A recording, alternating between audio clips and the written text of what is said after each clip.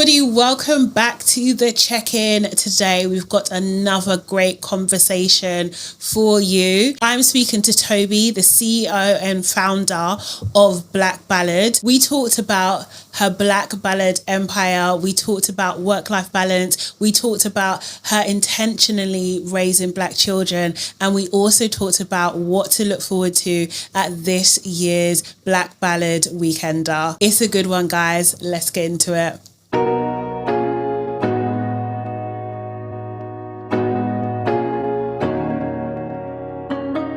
Welcome to the check-in. This is where I talk to interesting people with interesting stories. With that being said, Toby Oredein, let's check in. Thank you.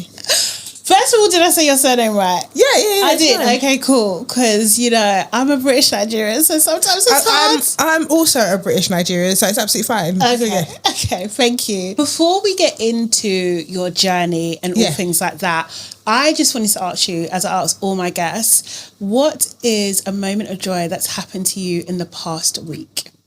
A moment of joy that's happened to me in the past week would be... I'm going to choose something professional. Okay. I went to Leeds. We've got a year-long partnership with ORS, the hair care brand, and I work with an amazing woman at Leeds, the ORS team, called Angel Nichols. She's a Black woman, and we've been really intentional about going outside of London.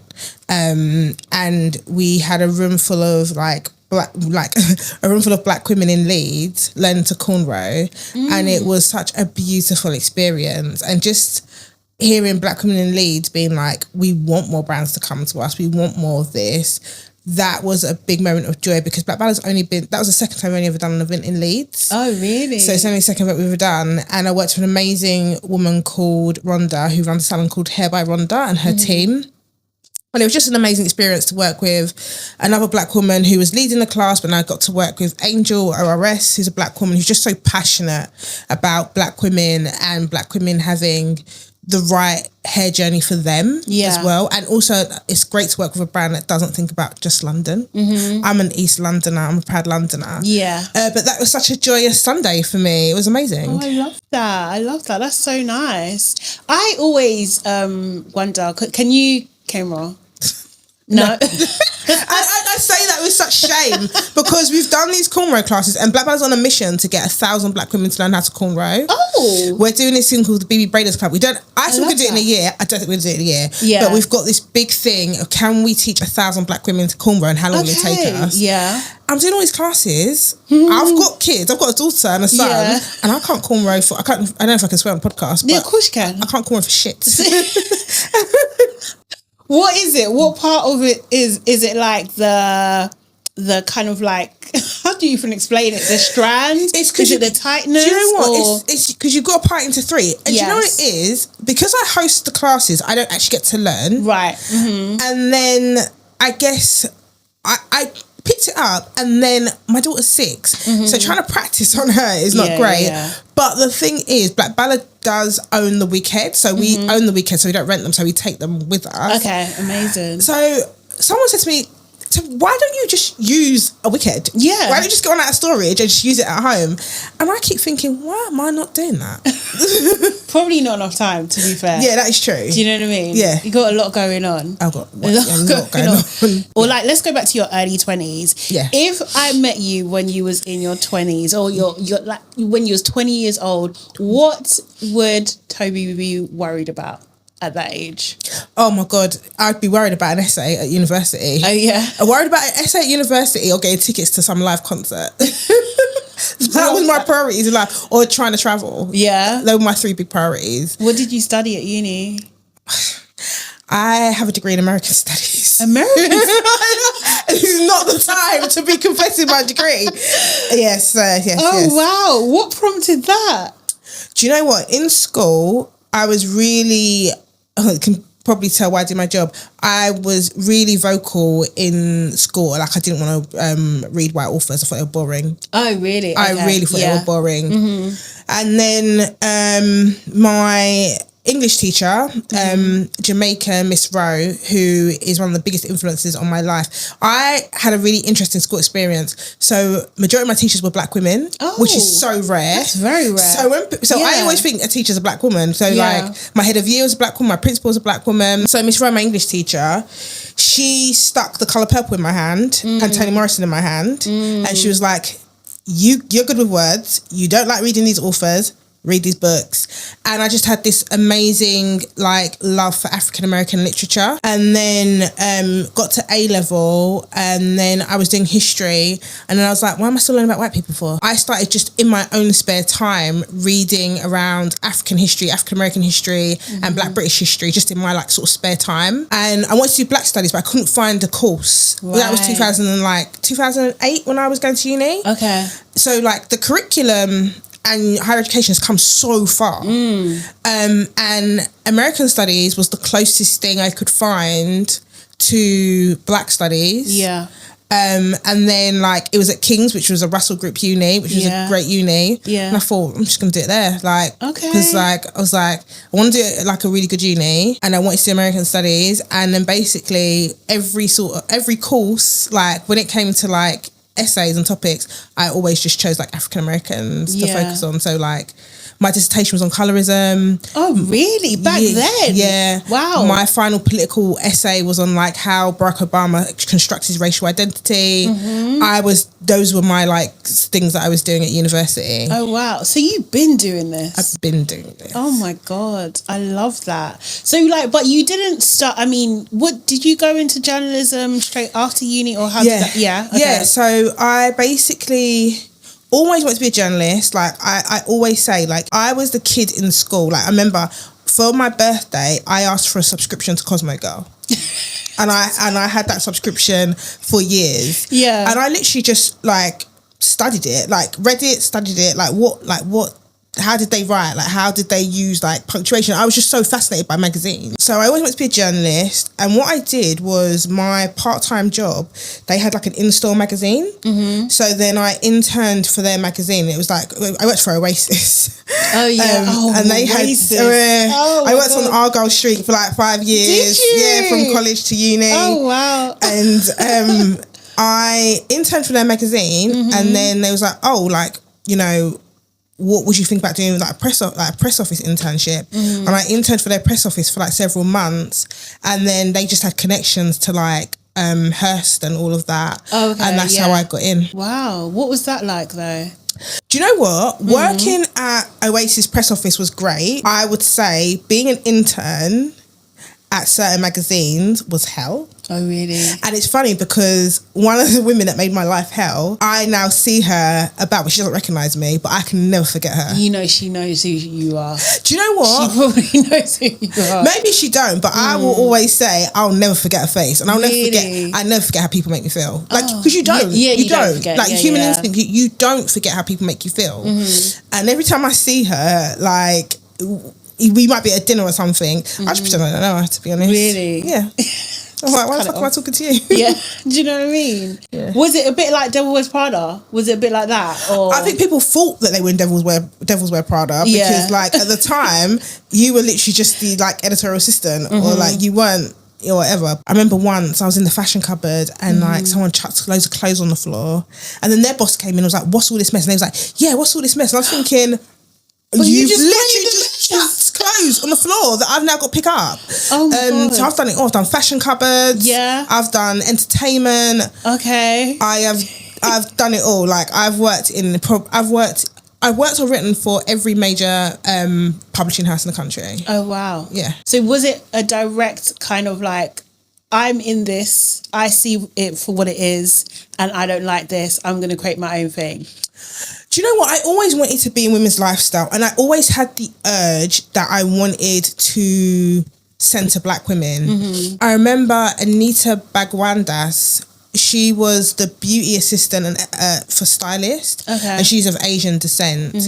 And she wrote I think her article in The Stylist about being an Asian girl and not finding makeup was probably the biggest. I think when you look at magazine publishing, because I'm a geek about magazine publishing, I think it was one of the pivotal articles in making this industry be more inclusive and diverse. Mm-hmm. I don't think she probably gets enough credit for it. Really? Okay. And I remember reading it, and I remember, like, you know, she's an Asian woman, I'm black. I guess we all fall under that woman of colour bracket. Yeah. And I was like, yeah, this is what I want to do. Like, I remember reading it and like feeling really seen. And I think because of her, The Stylist were probably the only sort of publishers that was talking about like racial diversity and beauty, and Anita was very at the forefront of that. Like, I know that she carried that in terms of, and she still does amazing work in the beauty industry, but I remember reading that article, and I'd always wanted to be in women's lifestyle publishing, but that was when I was like resolute that if I was going to do it, I wanted to give a voice to black women. I just thought it was going to be in a white space. I didn't think I was going to do it for myself. What pushed you to actually like build the platform? Because it started out as a blog, right? Yeah. I applied to so many jobs. Like I got a job at a TV magazine, and I was there for about a year and a half, and I had some amazing sub-editors who really taught me how to write. Okay. There were at least 3 elderly sub-editors, and they had so much time for me, and like made so much time for me and taught me how to write. And then they kind of ended my contract, and I was freelancing. So I was freelancing a lot, but I could never get a job. Like in terms of like, I could never be in the office permanently. And at the time, I always say we didn't have the language of microaggressions and, you know, sort of all those things there. And I remember once I was freelancing and I saw like a team come down for a meeting, and everyone was thin and they were white. And I just remember it just clicked to me, and I didn't have the words, but I was like, you're never going to get a job because you don't look like them. And then when you start getting rejected so much, it's so demoralizing. I don't know about anyone else, but then I started looking at who's getting the jobs, and like everyone looked the same, and everyone had already been in. So like if you were like the editorial assistant at Vogue, you were then going to be the features writer at Cosmopolitan. If you were the deputy features writer at Marie Claire, you were going to get the job to be the features director at InStyle when it was around. So everyone was just moving in like a little circle, and it's like I couldn't get in. And the truth of the matter is, I will say with my chest, I could not get a job because I was a black woman. Jesus. And I genuinely like, the stats at the time when I was trying to get a job was that the media industry was 94% white, and black journalists only made up 0.2% of journalists. So across the country. Yeah. No, and that was from City University at the time. Yeah. So the stats were there. I was living it. I was like, there's no point. What did your parents think about what was happening? Well, why am I working for free so much? Yeah. And then I think because I had a job, and then I managed to freelance a lot. I think they just thought I'd always said I wanted to be a journalist. I was actually doing it. Yeah. But were they okay with that? Wait, are your parents obviously Nigerian, right? Or? They are, but I was actually brought up by a white couple. Oh, okay. Yeah, so I'm one of those kids. Was you farmed or? I hate the word term, but yeah, okay, cool. So like my parents in Nigeria were like aware of it. My parents here were aware of it, but everybody knew I wanted to be a journalist. It was. I never made a secret of like I got really good grades at school, and everyone was like, "Oh," and I was like, "I'm gonna be a journalist," and everyone was like, "Oh, okay, that's what I want to do." Yeah. So everyone was like, "Oh, she's figuring it out." And I think because I was sensible though. So I still kept my part-time job for like a while. Okay. So like I was never out of money. So like I was self-sufficient. I was like, also I think both sets of parents, I think they would both say that I'm a go-getter. So like I was working a part-time job. I was interning. I was then like, and then when I finished interning, I got a job. And then when that job fell through, I was like, managing to freelance for myself, and then I'd be going to talks to kind of get into journalism. So I think because I was so go-getting and always going for it, I think everyone was like, well, it's not as if I'm sitting at home, it's not as if I'm like just doing nothing. I think everyone was like, she's trying to make her dreams come true, and both sets of parents saw that. Okay. So did they talk to each other? Yeah. Okay, cool. They got got a relationship. No one was really worried. No one was really worried because I think just my personality, I was like always top at school. Like I was always, so like I think the grades. I think because I had done all of it, I think I earned trust from everybody. The thing that I think ticked one particular parent off in particular was like, why are they making you work for free though? Like, and it's like when you're so talented, and like it was more like, but you're so talented, like why are they not paying you? But once I explained that was the industry, they were like, oh, okay. But then I managed to just get jobs, contracting. Okay. Did you ever think to go to the States? I didn't, but I feel like more and more I'm thinking about it now. But I mean, do you know what it is with? I think the thing with America, because America's got a very distinct culture, I think you have to be very careful in how you approach it and infiltrate it. Yeah. But I also think Black Britons have got a very, very strong culture. I think we're such an amalgamation of different cultures. It makes us such an interesting culture in that way. Yeah. And then I think the other thing that I always say is people forget that we're Black Europeans as well. And, some of the content that on media, I should say, that Jandela Benson commissions, it does come from Black women who are in Europe. And I think that's really important to give that voice and perspective. But the brands in the UK, they really don't respect Black women as customers. Like in terms of, they don't see our spending power, our cultural influence. Like I always say, Black Ballad is not a charity. I've never been a charity. I've never registered as a charity. I've actually never used the word support in any of our comms. If you actually look at all our comms, I've never asked anyone to support me. Like even someone said to me, it was really nice the other day, it was like, oh, keep fighting a good fight. And I was like, it's a business. I'm not fighting nobody. This is actually a business. Like the same way the stylist is a business, we are also a business. But I think in the UK, I think brands find it hard to treat Black women as equals and not as a charity case. Yeah. And that really rubs me up the wrong way because I'm like, I'm not asking you to give me money for free. I'm going to show you the business returns, because if you advertise to this audience and your product actually works for us, I guarantee you we will spend. Yeah. And I think in America, I think brands understand that spending and cultural influence much better than the UK, because I think that a lot of brands, their budgets for Black women is so tiny, and then they want me to perform miracles. Yeah. And I just don't think that's fair. Realistic. Or do you know what I mean? Yeah. What are your thoughts on journalism today? You've been doing this a long time. You've seen the waves and the changes and everything like that. And like now it feels like you have to be like a visual journalist, right? You can't just write. Yeah. You have to talk to camera all the time and be posting 3 times a day. What's your thoughts on that? Okay, so my thoughts on journalism as a whole, there are too many influencers and not enough real journalists. Journalism is so, I'll be honest, it's so dire because publications are hiring based on people's social following and not skill set. And I think it's so terrible because media is the most influential power in the world. To be a visual journalist, I don't think there's anything wrong in that actually. I think it's just embracing the change. I think if, what is the difference between that and being on TV? I think if you can do it, I think it's amazing. I just think that not enough of the right people are actually doing the job. Right. And that's the problem. There's so many stories that come out every day that deserve like time and attention. For example, entertainment journalism. You can have real interesting conversations with people in entertainment because they are human beings. Yeah. And what you get is kind of, can you do this in an accent? Can you do this in an accent? And I'm just like, this is so boring. Yeah.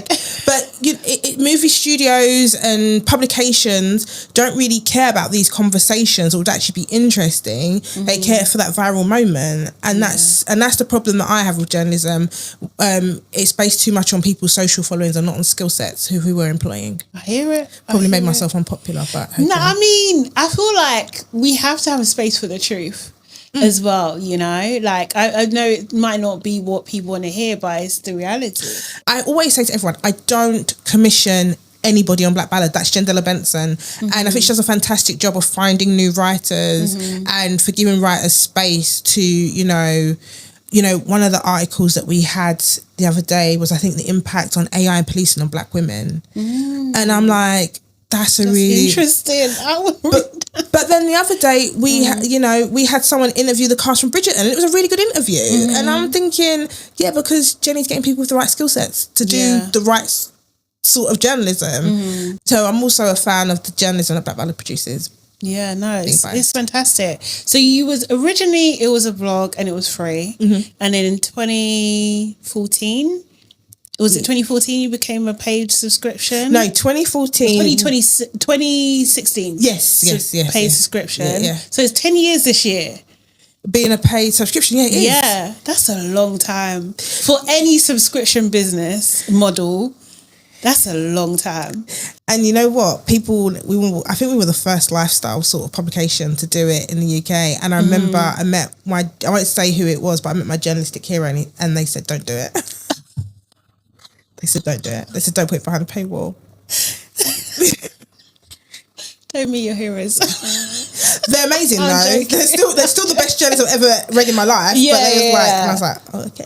Yeah. But you did it anyway. You did it anyway, and for 10 years.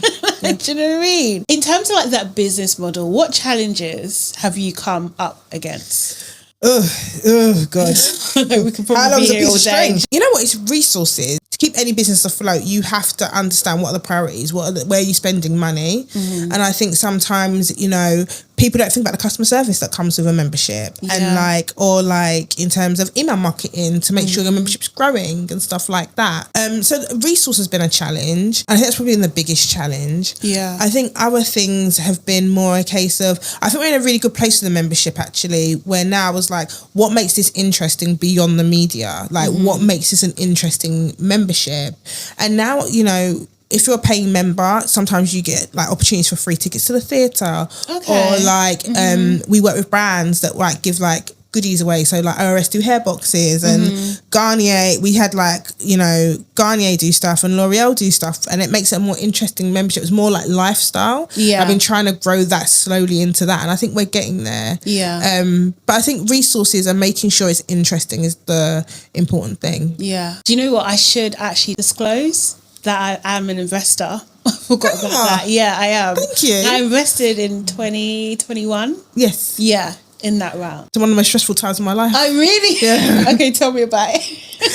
Because, when you raise investment, the easiest way to put it was, I wasn't pregnant with my first child when I started my round. Right, okay. And by the time I'd finished, our daughter was nearly 18 months, and I was about a couple of months from giving birth to our son. Oh, wow. It was such a long investment round. And the sort of white tech bros, they do it in a couple of months. Yeah, I was going to say that sounds very long. Oh my God, it was so long-winded. There were so many stops and starts. There were so many people. And also when you invest, people start saying, you should change your business, this, that and the other.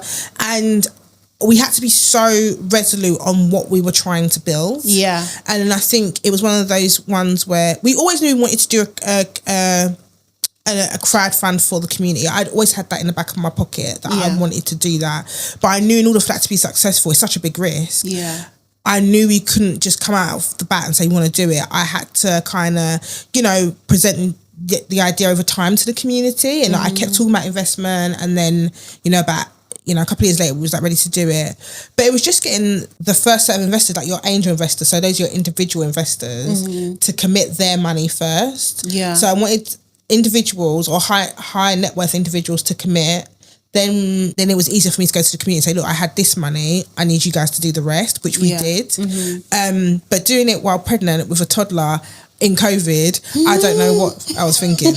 I remember crying at the dinner table at one point. Oh God. And I hid my pregnancies from all my investors. Did you? Yeah. Why? Oh, because of the stereotypes. Yeah. Oh. And then my co-founder's my husband. Oh, okay. Oh, that's lovely. Yeah, it is. Yeah.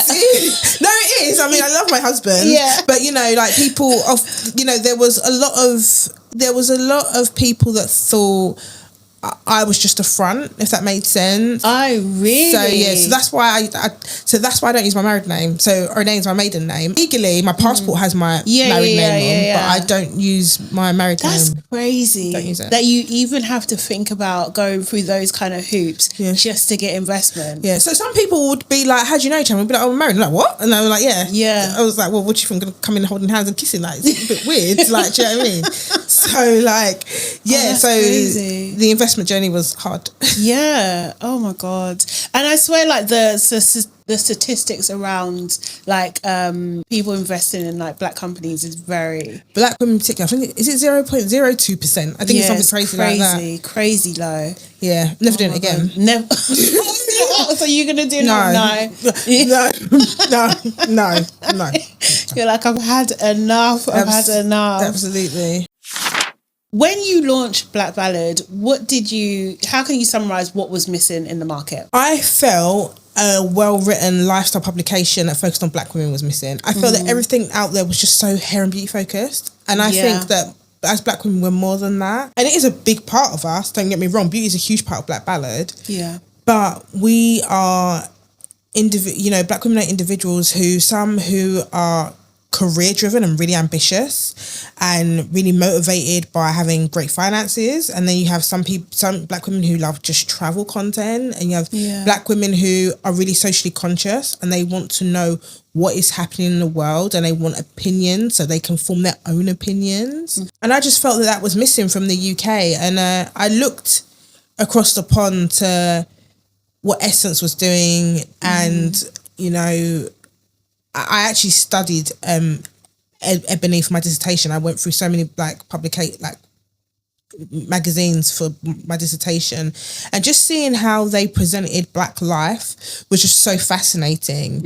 And black families, and what does black motherhood look like? And I wasn't even a mum at that time. Wow. And I was like, that's so fascinating. Like, I don't see that here. Yeah. And that's what I felt. I felt that mainstream media, I went viral for saying that, white women's magazines care more about avocados than black women because that is absolutely the truth. It is the truth. And then you had like black magazines on the other side who I just felt were just like all producing like the same content that wasn't interesting. Yeah. So yeah, I do remember that era. I mean, like, they're nice to look at, like the pictures and everything like that, but it didn't feel like it's feeding. Yeah. You. Do you know what I mean? Or challenging you. Yeah. As well, you know. And I just felt that I had a shot, and also I was young and dumb. I had nothing to lose. I didn't give a toss. It was like, whatever. Let's go, baby. What did building Black Ballad teach you about black women that surprised you? I don't know. I don't know. Or did anything surprise you? I don't know if black women surprised me. I think, do you know what has always surprises me? I can never get over how much people love it. Okay. Yeah. I never get over how much, like, sometimes I'll just be out and someone will say, "Oh, you're the girl that you like Black Ballad," and they'll say something very complimentary about it. And I also feel really bad because they're probably talking about the media and I don't even do that as Chandler Benson. I'm like, it's not me. Yeah. But I think, 12 years on, I can never ever get my head around how much people love it, feel like they need it, or they'll say an article did something really powerful for them, or they came to the Weekender and it was an amazing experience. I think I'm really surprised how much people love it. That's the big surprise for me. In terms of like subscriptions, are they kind of steady? I mean, you don't have to go into detail, but are they steady? Like, is it? Yeah, well, ours are really steady. We have a really low churn rate. Really low churn rate. Where we see the ups, I would say, is like when people want to buy Weekender tickets, or there's like a freebie and a perk. That's where you see the big ups. But once people are in, we don't really churn. Really churn a lot, to be honest. So yeah. Planning a wedding, traditional engagement, or milestone celebration? Vendor Finder helps you navigate the unique beauty of Black British events. From finding the perfect Alaga and MUA to sourcing the best DJs, visit vendorfinder.co.uk, the UK's premier directory dedicated to the Black British community. If you're enjoying this conversation, you know what to do. You need to get involved in the membership. Go to youtube.com/@ShadeSalamiOfficial/join.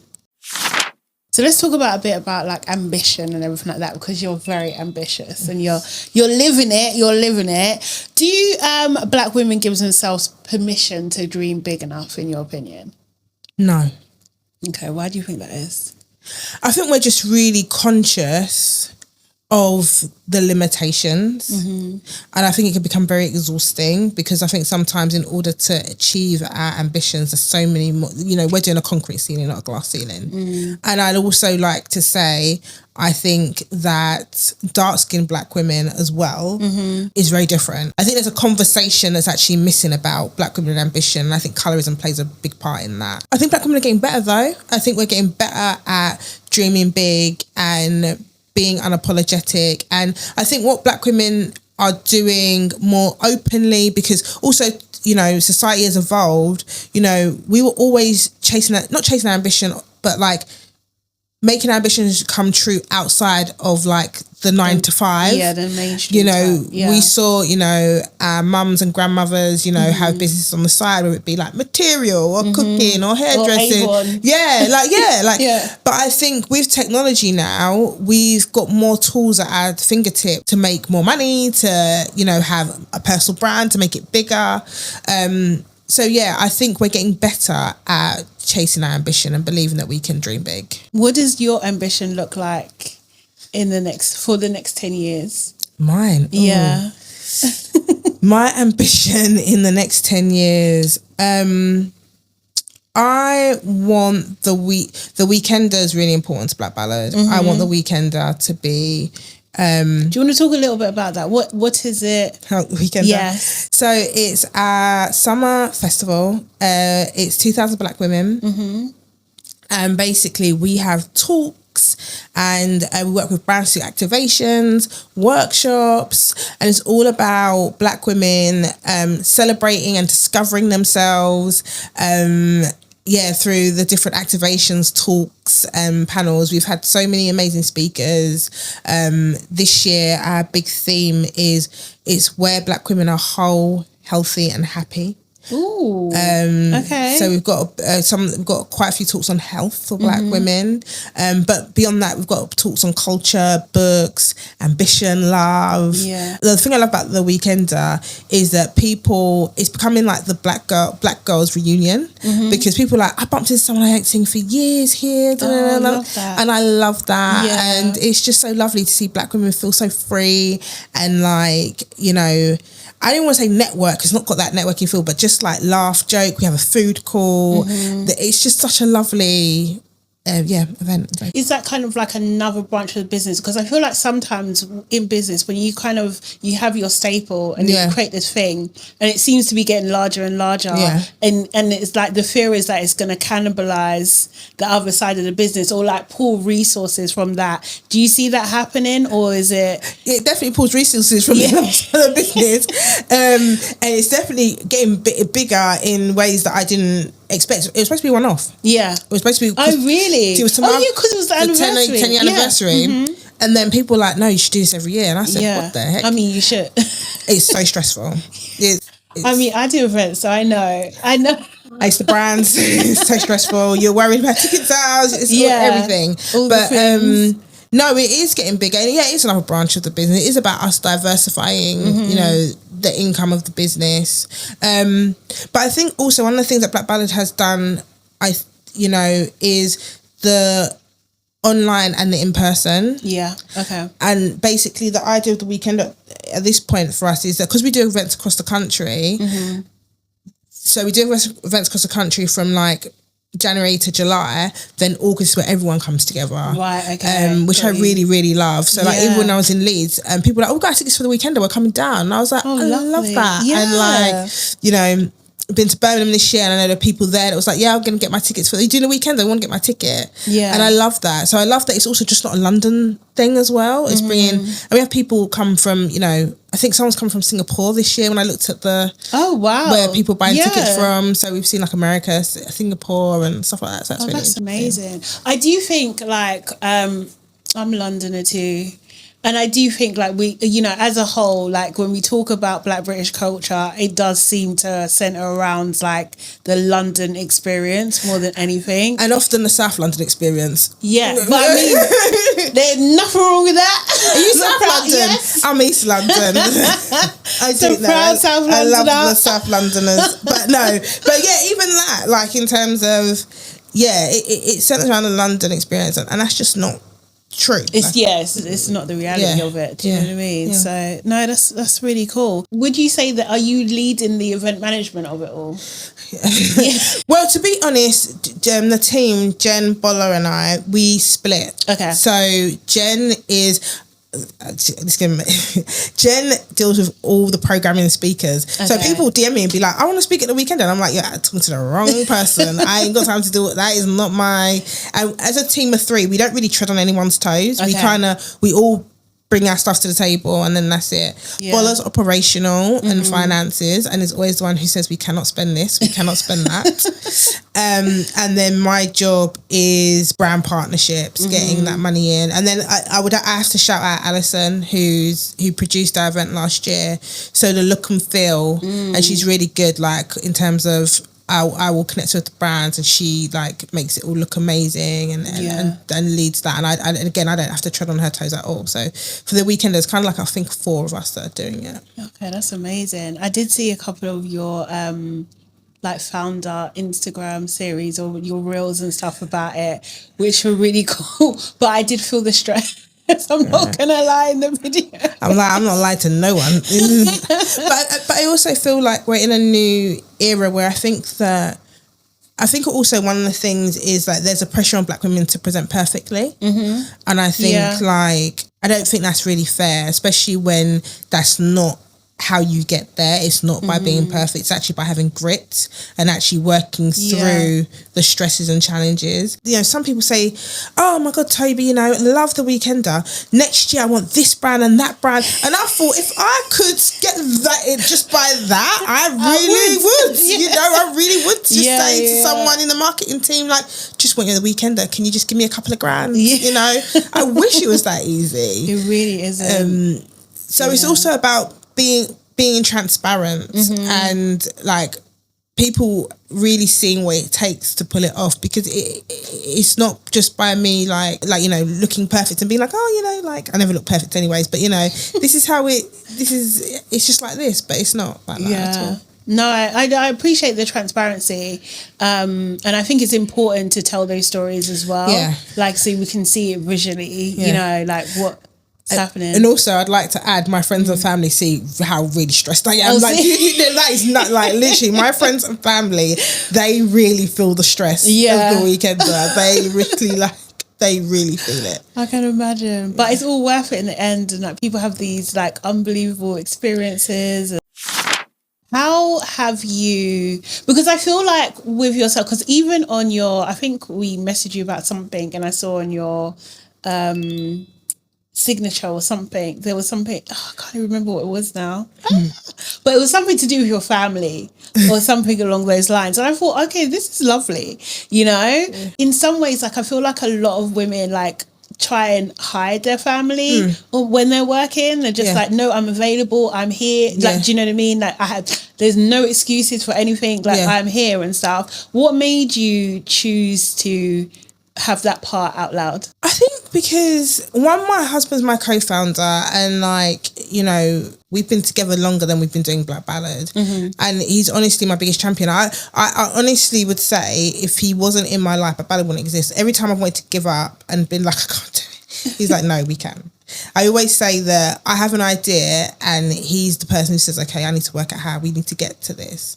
So he's just, you know, my husband's such a huge part of my professional life. But also I think, you know what, I'm being honest, being a dark-skinned Black woman who's married to a dark-skinned Black man and having children that are not racially ambiguous, and I don't even show my children, I actually thought it was important to present that. I actually think it was really important, actually. It is, because when I was growing up, a lot of the Black women that were desirable were light-skinned or mixed race. And, you know, in the Black community, that's you know, I always say colorism is not spoken about because we don't want to admit that there's a privilege in our community and there's a hierarchy. Same way white people don't want to talk about racism, we need to reckon with why we don't talk about colorism. I don't put my family out there like that. Like, you don't see names of my kids. I don't really say my husband's name too much. I've said it today because I'm working, but I try and keep it private as much as possible. But that is where a lot of my joy comes from and my happiness. And I was talking to someone and I always say that, you know, the most important thing for me is my happiness and my family's happiness. So I try and protect that, but at the same time I thought it was important for a family like ours and for my motherhood journey, not my kids, but my motherhood journey to be presented. I really did think that. And yeah, that's why I chose to just, like, you see the backs of their heads sometimes. You might see like a cheeky snap. Not really anymore, but me and my husband here and there. And also, when you're happy and in love, I think it's kind of natural to show parts of it. I don't think you completely hide it, but at the same time, I'm not sitting here discussing the ins and outs. Do you know what I mean? So because it's a part of you, right? Do you know what I mean? You know, in our generations, like, we've been socialized that you do share. Like, do you know what I mean? Like, if we didn't have social media, it'll be in a photo album or pictures on the wall in your house and that type of thing. So it's just another way to do that in a sense. What is one thing that or maybe a couple of things that you've had to let go of to protect your peace? The opinions of people.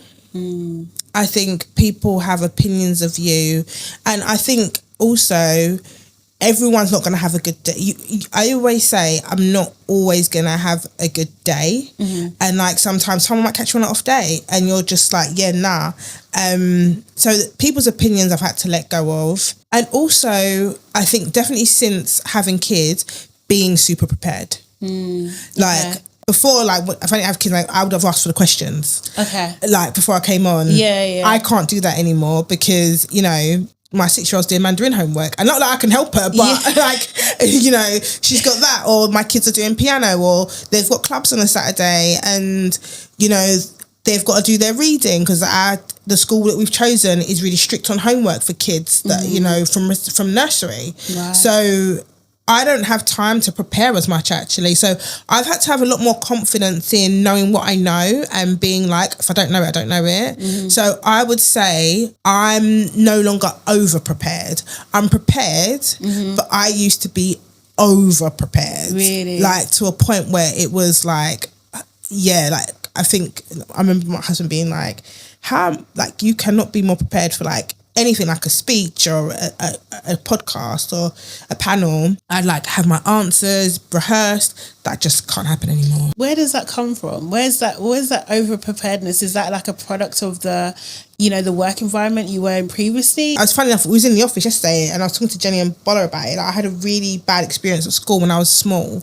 I got like answers wrong and I remember my teacher making me feel so small and I never really wanted to ever be caught out. So that's why I'm really over prepared for like everything. Like, I hate being underprepared. You know, I think working with me, if I'm not prepared or if we're not prepared, it's something that can really, as your boss, like, it would be really something that really grates on me. Like, I really like to be prepared. Okay. I saw that you had the pleasure of meeting Emma Green on her book tour, and she has been in the press for lots of different things, right? Do you know what I mean?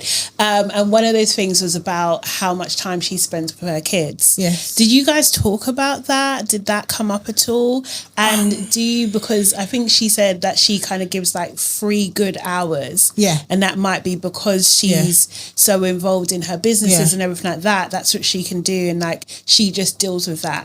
Do you resonate with that at all? So when I met Emma Green, we did that interview before that came out. So that was done beforehand. She's telling the truth.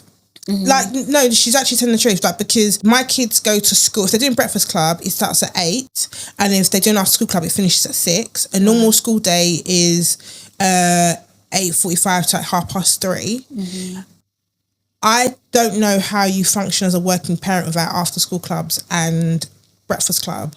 So in the morning, you know, everyone's getting ready. I've got kids that are 6 and 4. You're trying to get them to eat breakfast. You're trying to get clothes on. Yeah. You know, I really like the school that we go to, but our school's quite strict. Like in terms of if you're like late a certain amount of times, like they will call, like they're really strict. Like in terms, so like you can't be late. Yeah. And then you're trying to get them out the door. They're going to school, and then when you're in the evening, if they're getting home at 6:30 because, you know, at 6 o'clock she's picked them up at 5:30, you're doing dinner, you only do have like a certain amount of time to talk. And as I said, my school's quite strict on homework, so I've got to get through homework as well. Yeah. So I don't necessarily think she said anything wrong. I think she's being very realistic, very real about it. Weekends obviously there's much more time, but even then you're doing stuff. Kids have clubs. If you want kids to be well-rounded, then you need to put them in clubs and get them to try things. Me and my husband are a big fan of like giving kids range, so we put our kids in a lot of stuff to try things and stuff like that. Then there's the parties that come with your kids. So you're taking people to parties. So I don't disagree. Especially if you're thinking about quality time. Yeah. I don't disagree. I think the thing, you know, maybe people might be getting upset about is, you know, obviously Emma has a lot of privilege. She has money at her disposal to make certain things happen for her kids when not all of us have those things. But I don't disagree with what she said in terms of being a full-time working mum is really hard. And I feel like it was Jenny that said it to me. Just because you're a full-time working mum, it doesn't mean you're not a full-time mum either. Yes, of course. And that's it's a really hard thing to do, to try and get that balance. So I don't think she said anything wrong. And I think if you're self-employed, that's a whole nother ball game, because if you don't hand in that deck, that can be the difference for payroll for the next month. Yeah. That's your rent, that's your mortgage. Like I always say, I work with my husband, I have a fallback. So sometimes I do have to make that sacrifice and be like, I'm in the room working, because if I don't get that deck on time, well, where's the money going to come from? Yeah. So I don't think she did anything wrong, if I'm honest. In terms of like how you split things with your husband, what's that balance like? I'll probably say my husband's more hands-on. Okay. I think we've got a good 50-50. Okay. I'm most likely going to be out in the evening for a meeting, a panel or stuff like that, because I'm more front-facing. So that means he does do more bedtimes. I would say I'm the organiser. Like, I'm the one that's like getting, like, I've got the schedules, the clubs. I'm doing where I would say he does more bedtimes, I do school trips. Right. So like that's kind of our thing. Whereas like he ain't doing a school trip. I would say there's probably at least once a week I'm not doing like a bedtime because I'm out, and then he'll naturally do bedtime anyway. I don't know why it just kind of ended up like he does things like that. So we've got a good split. I'm the organizer, I would say. I got the kids' schedules. I'm always one who's like, should we get them to try this? Should we get them to try that? But yeah, I had children with a grown up. That's what I was like. I don't have 3 children. I have a partner and 2 kids. I love that. That is couple goals. That's what it is. I really fathom at people that say that have to parent their partner. It's crazy. Crazy. Absolutely crazy. Okay, now I have some members' questions. Okay. From the Shardinians. Hey, shout out to you. Starting with Saf. Saf asks, how do you feel about the use of AI in your work or the industry in general? I am not that mad at it. Okay. I would say there's lines. So Jenny and I had a conversation. Where I draw the line is people that send in AI articles. I'm not paying you to write an AI article. That's insane. Especially because Black women don't get opportunities for you to not do that work. Like in terms of, we have a policy, like if an article doesn't quite turn out right, we have like a kill fee. So we'll pay you a percentage of what was originally agreed. If Jenny goes through and we find a certain percentage of your article is AI, because Jenny's got a great eye. She detects really quickly and then she checks it. Yeah. We won't pay you at all. It's a straight, like, you're not getting anything. No. And like, actually, we'll put you on a banned list that you won't write for us again. Really? Like, we're getting really strict. Yeah. But where I don't mind AI is like, sometimes I'll have a contract or a couple of contracts and I might get to give me a summary and then be like, so I've got a bit of a gist, and then I'll go back to it later. Or like, if I'm doing a deck, I might need to build me a timeline. So like it helps me quicken up my processes. I think it's great for processes. Yeah. I think for creative work, No.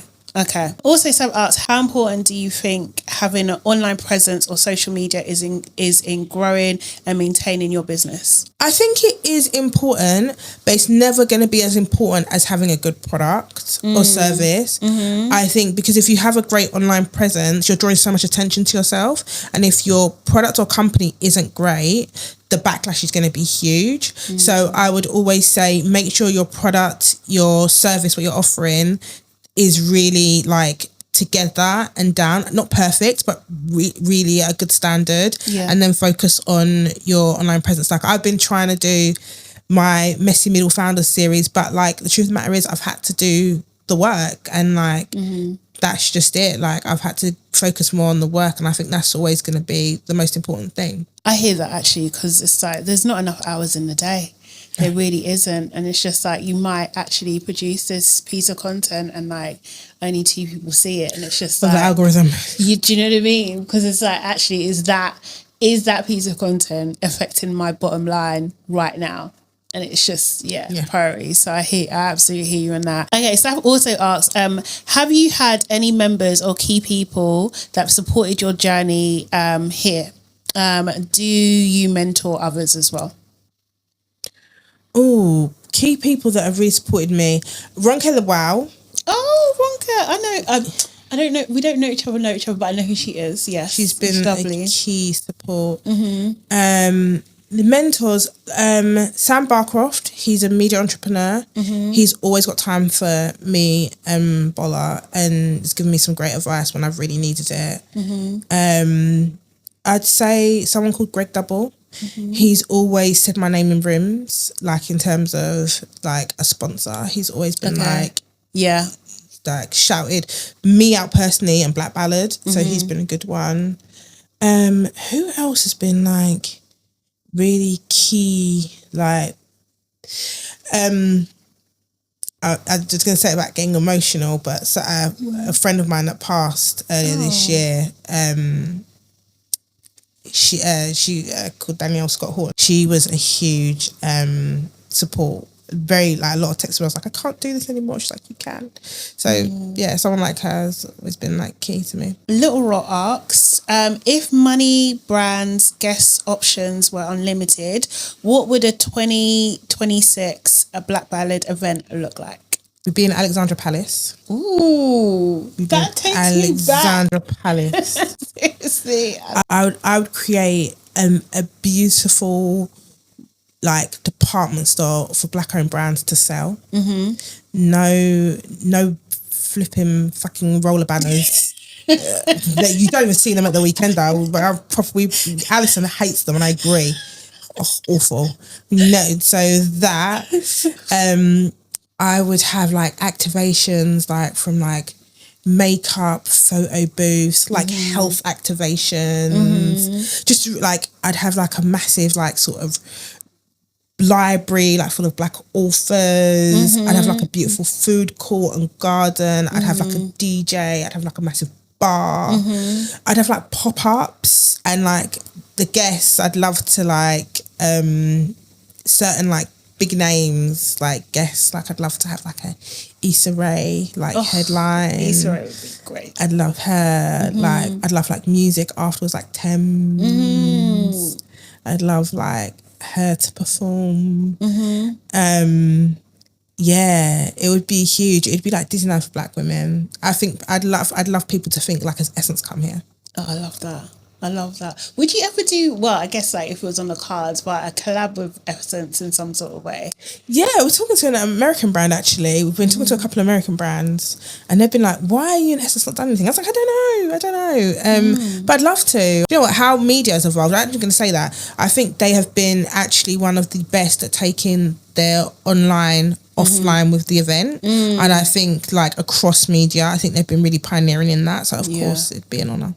Laura also asks, what is your advice to Black mothers raising Black and mixed heritage girls in today's society, and would you consider focusing an event for Black teens?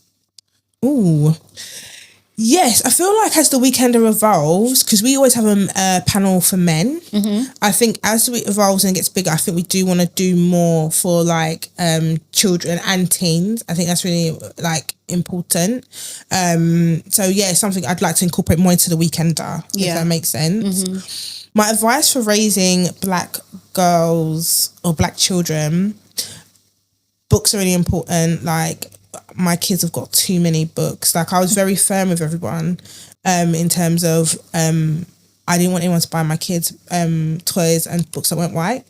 And I remember my friends were like, whoa, like, I was like, yeah, I was really firm with it. I returned things. I did. I was so firm with it. I love that. I was so firm with it. So like visually and even like the art that my kids have in their room, it's all black. I remember when I thought it worked when my daughter was colouring in a book and it had pictures in, and she coloured in the Santa with a brown felt tip, and I said, okay, it's working. And then also one of the things is heritage. So like I took my kids to the Nigerian modernism exhibition at the Tate. Oh my God, how was it? It was beautiful. Yeah. Me and my sisters went. It was beautiful. But also through like our families and like my beautiful in-laws are here, and they are so hands-on with my kids.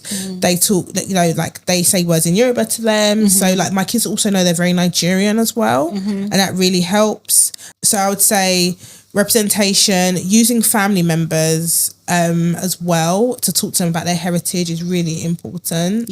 And also being this is gonna sound funny, being purposeful in who they have play dates with. Right. I think that's really, really important. Like, I don't let my kids just have play dates with anybody.